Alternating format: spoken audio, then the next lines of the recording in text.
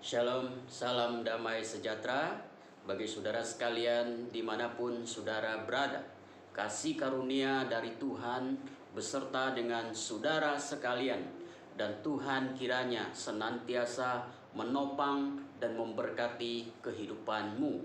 Saudara sekalian, mari buka Alkitabmu di dalam Ibrani pasal yang ke-11 ayat 1 dan ayat yang ke-6. Ibrani pasal 11 ayat 1 dan ayat yang ke-6.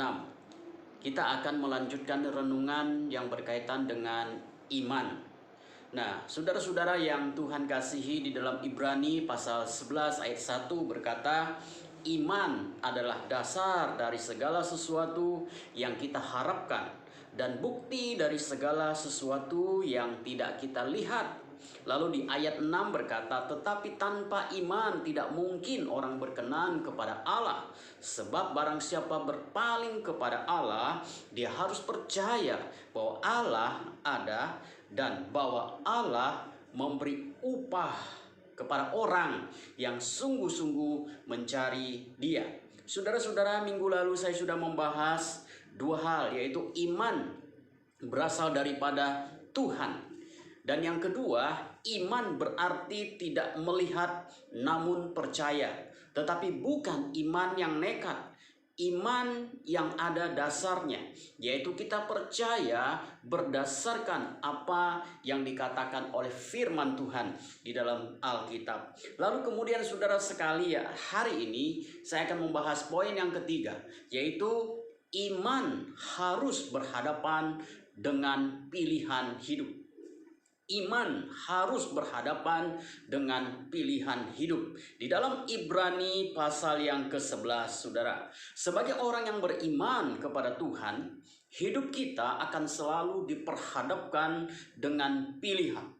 Pilihan itu adalah mau hidup untuk Tuhan atau hidup untuk diri sendiri.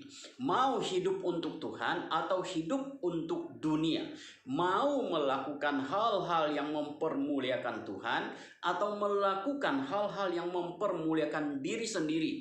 Pilihan antara mau menyenangkan hati Tuhan atau mau menyenangkan manusia ciptaan Tuhan, yaitu bisa diri kita sendiri, bisa orang lain, dan siapa saja.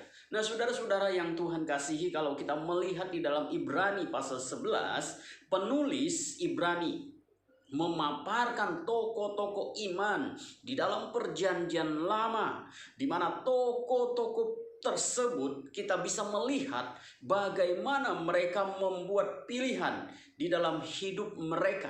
Mereka bukanlah orang yang sempurna.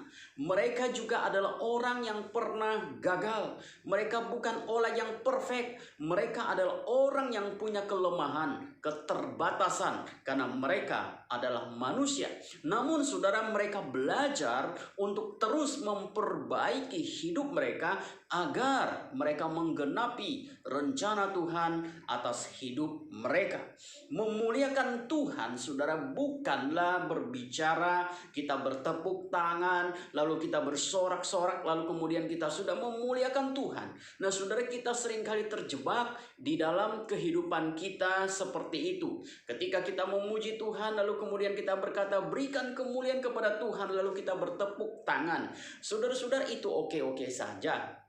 Tetapi memuliakan Tuhan bukanlah kita sekedar bertepuk tangan, bersorak-sorak, karena bagaimanapun Tuhan itu sudah mulia. Bagaimanapun Tuhan itu sudah agung dan mulia. Dia tidak perlu tepuk tangan kita untuk menjadi lebih mulia, atau kita tidak tepuk tangan dia juga bukan berarti dia kurang mulia. Dia sudah mulia dan dia penuh dengan kemuliaan. Tetapi yang menjadi masalah adalah ketika kita bicara mempermuliakan Tuhan, artinya di dalam hidup kita memancarkan karakter-karakter Kristus. Kita memancarkan kemuliaan Tuhan. Kita memancarkan kasih Tuhan di dalam hidup kita. Nah, saudara-saudara, memuliakan Tuhan artinya adalah hidup dengan baik dan benar, hidup sesuai dengan firman Tuhan, memilih untuk menyenangkan Tuhan. Itulah hidup yang memuliakan Tuhan.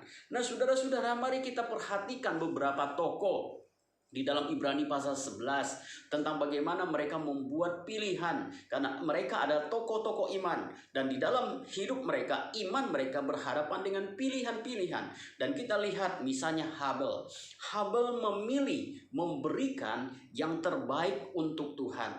Dia memilih memberikan yang terbaik kepada Tuhan. Lalu kemudian Henok memilih untuk hidup bergaul dengan Tuhan.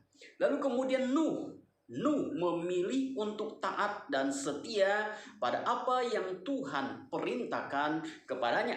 Lalu ada Abraham memilih untuk meninggalkan tanah airnya dan mengikuti petunjuk Tuhan, di mana Tuhan akan membawa dia untuk meraih masa depannya bersama dengan Tuhan.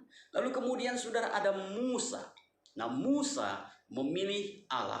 Kita tahu saudara, Musa adalah seorang yang bagaimana kehidupan dia, proses yang dihadapi oleh Musa, kita tahu dengan jelas.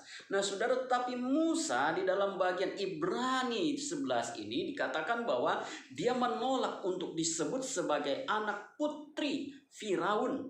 Musa rela meninggalkan kesenangan dunia yang bersifat sementara. Musa lebih rela menderita bersama dengan umat Tuhan. Tidak mudah untuk melakukan persis seperti yang dilakukan oleh Musa. Tinggal di Mesir merupakan satu kehormatan. Menjadi cucu dari Firaun merupakan satu dambaan. Mungkin setiap orang mendambakan bisa menjadi cucu dari orang kaya, orang yang super, orang yang hebat, orang yang penuh kedudukan, punya kekayaan dan sebagainya. Dan itu jarang kesempatan ada. Bahkan mungkin Musa memiliki kesempatan untuk menjadi pewaris kerajaan Mesir. Nah saudara, tetapi Musa meninggalkan semua kemewahan itu. Dan kita tahu saudara, pada zaman itu Mesir adalah negara super power. Musa memilih Tuhan yang lebih super dari bangsa manapun. Dan Musa memilih Tuhan. Mengapa? Alkitab berkata bahwa karena iman Musa meninggalkan kesenangan itu dan kemudian memilih Tuhan. Itu artinya bahwa Musa memiliki mata iman atau memiliki mata rohani yang tajam, yang tidak dimiliki oleh banyak orang pada masa kini. Nah saudara-saudara, hari ini kita semua mungkin sedang diperhadapkan dengan banyak pilihan. Namun saudara, pilihlah yang menjadi kehendak Tuhan bagi hidupmu. Iman yang sejati selalu diperhadapkan dengan pilihan. Dan pilihan Anda menunjukkan seperti apa kualitas Anda. Saya ulangi sekali lagi saudara. Kita selalu diperhadapkan dengan pilihan. Dan pilihan yang kita ambil menunjukkan seperti apa kualitas iman kita di dalam Tuhan. Itu yang ketiga saudara. Lalu kemudian yang keempat. Yang keempat adalah iman pasti akan mengalami proses pengujian. Di dalam Yakobus pasal 1 ayat 1 dan 2, Yakobus berkata, saudara-saudara, anggaplah sebagai suatu kebahagiaan apabila kamu jatuh ke dalam berbagai-bagai pencobaan, sebab kamu tahu bahwa ujian terhadap imanmu itu menghasilkan ketekunan, dan seterusnya ayat itu. Ujian dan pencobaan adalah sesuatu yang harus ada di dalam kehidupan setiap manusia. Apalagi saudara dan saya adalah pengikut Kristus.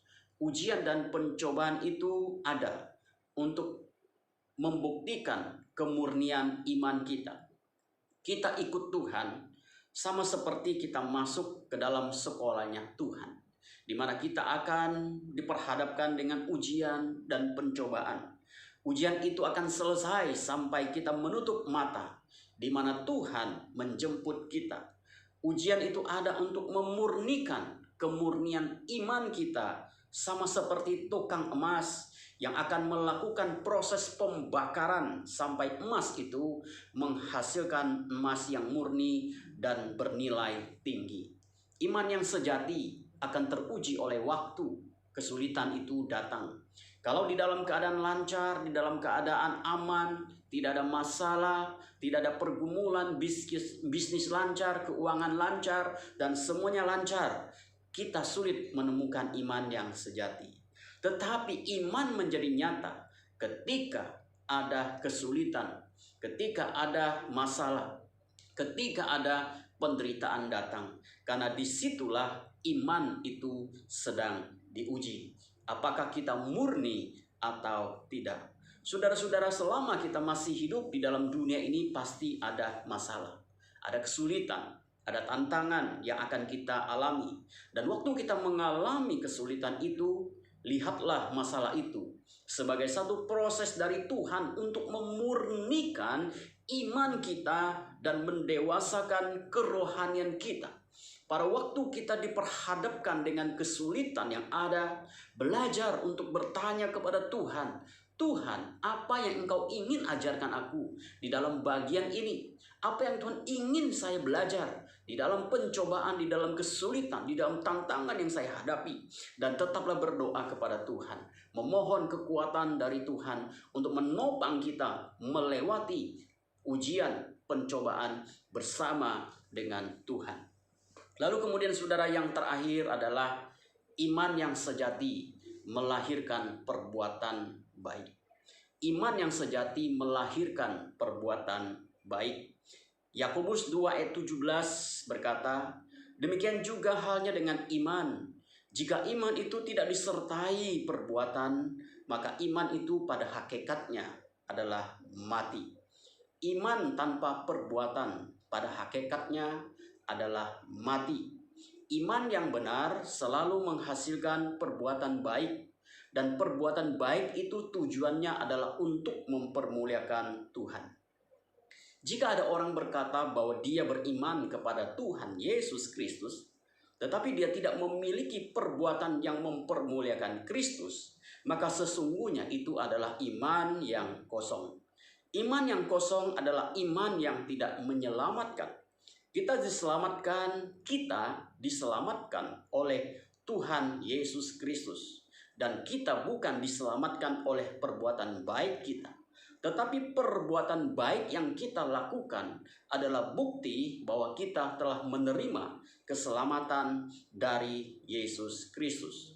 Di dalam Yakobus pasal 2 ayat 1, Yakobus berkata, saudara-saudara, sebagai orang yang beriman kepada Yesus Kristus Tuhan kita yang mulia, janganlah iman itu kamu amalkan dengan memandang muka. Yakobus sedang membahas tentang perlakuan, yaitu perbuatan tidak adil yang terjadi di dalam jemaat Tuhan, di mana ada perlakuan yang berbeda terhadap orang kaya dan orang miskin. Orang kaya dikatakan diberi tempat terhormat, sedangkan orang miskin disuruh duduk di lantai. Lalu kemudian di dalam ayat 4 Yakobus berkata, bukankah kamu telah membuat pembedaan di dalam hatimu dan bertindak sebagai hakim dengan pikiran yang jahat? Saudara-saudara, ayat ini sangat jelas dan sangat keras, sangat tegas sekali. Orang yang membedakan kaya dan miskin dianggap telah bertindak sebagai hakim dan berpikiran jahat. Saudara, itu yang sedang dihadapi oleh Yakobus pada waktu itu. Dan ternyata apa yang dihadapi oleh Yakobus pada masa lalu itu bukanlah sesuatu yang terjadi di luar jemaat Tuhan, tetapi di dalam jemaat. Dan saya yakin ini juga bukan sesuatu yang terjadi di masa lalu, karena di masa kini pun bahkan di dalam gereja juga terjadi perlakuan tidak adil terhadap orang yang dianggap kaya dan orang yang dianggap miskin. Saudara-saudara, saya yakin tidak ada orang yang mau menjadi orang miskin. Saya sangat percaya semua orang ingin menjadi orang kaya, dan sungguhlah jahat jika kita menghina orang miskin, meremehkan orang miskin, dan kemudian kita menyanjung-nyanjung orang yang kita anggap kaya. Saudara-saudara, saya tentu tidak anti dengan orang kaya. Banyak orang kaya yang baik, banyak orang kaya yang murah hati, banyak orang kaya yang sungguh-sungguh mencintai Tuhan. Tetapi saudara, di hadapan Tuhan semua orang itu sama. kaya miskin semua sama. Jika Anda kaya, pakailah kekayaanmu untuk kemuliaan Tuhan.